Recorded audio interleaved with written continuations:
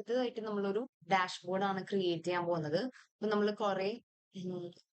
കുറച്ച് വർക്ക് ഷീറ്റ്സിലായിട്ട് നമ്മൾ കുറെ വിഷ്വൽസ് ക്രിയേറ്റ് ചെയ്തിട്ടുണ്ട്. മാപ്പ് ക്രിയേറ്റ് ചെയ്തു, പൈ ചാർട്ട്, പിന്നെ ബാർ ഗ്രാഫ്, ട്രീ മാപ്പ്, അങ്ങനെ കുറെ ഗ്രാഫുകൾ ക്രിയേറ്റ് ചെയ്തിട്ടുണ്ട്. അപ്പം ഇതിനെ നമുക്കൊരു ഡാഷ്ബോർഡിലേക്ക് ക്രിയേറ്റ് ചെയ്യാം.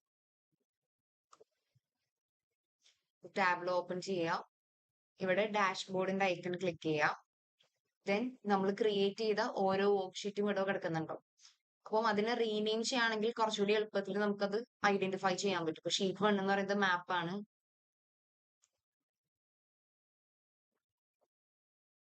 ഷീറ്റ് 2 എന്ന് പറയുന്നത് പൈ ചാർട്ടാണ്.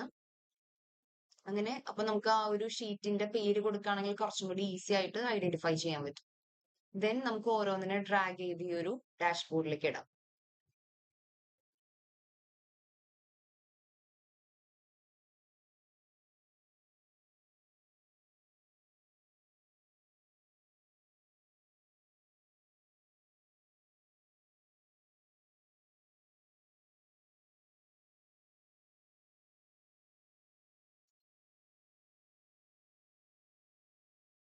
ദെൻ നമ്മൾ ഓൾറെഡി ചെയ്തതാണ് ഡാഷ്ബോർഡ് ഒരെണ്ണം ക്രിയേറ്റ് ചെയ്തത്. നമുക്കിനി ഫിൽറ്റർ ആഡ് ചെയ്യണം. അപ്പം ഈ ഐക്കണിൽ ക്ലിക്ക് ചെയ്യുക, ഫിൽറ്റേഴ്സ് എടുക്കുക, okay, use as filter click ചെയ്യുക. അങ്ങനെ എല്ലാ വിഷ്വലിലും സെലക്ട് ചെയ്യുക, യൂസ് ആസ് ഫിൽറ്റർ സെലക്ട് ചെയ്യുക. അപ്പൊ നമുക്ക് ആ ഒരു ഫിൽറ്റർ ഒരു പെർട്ടിക്കുലർ പോയിന്റിൽ ക്ലിക്ക് ചെയ്യുമ്പോൾ ആ ഫിൽറ്റർ എല്ലാ വിഷ്വലിലും അപ്ലൈ ആവുന്നത് കാണാൻ പറ്റും.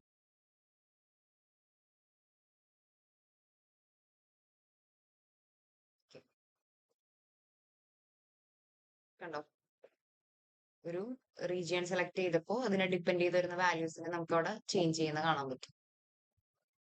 അപ്പം ഇങ്ങനെയാണ് ഒരു ഡാഷ്ബോർഡ് നമ്മൾ ക്രിയേറ്റ് ചെയ്യേണ്ടത്.